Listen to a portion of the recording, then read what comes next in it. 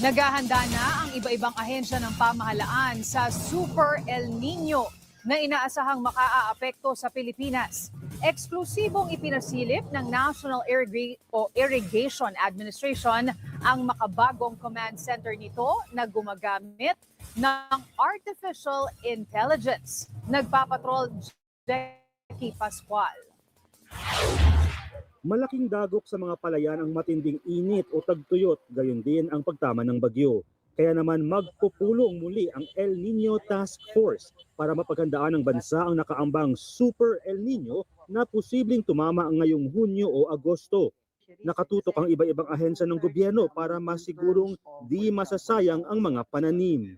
The preparedness plan includes the deployment of the climate resilient seeds to address the challenge of El Nino. There's also fertilizer assistance and irrigation and water saving technologies. Nasa Super El Nino is given proper planning, then it should not be a problem.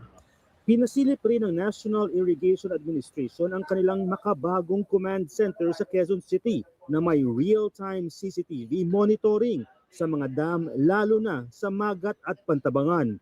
Gumagamit na rin sila ng Artificial Intelligence o AI para malaman ang dami ng paparating na ulan at kung magpapakawala ba sila ng tubig mula sa dam.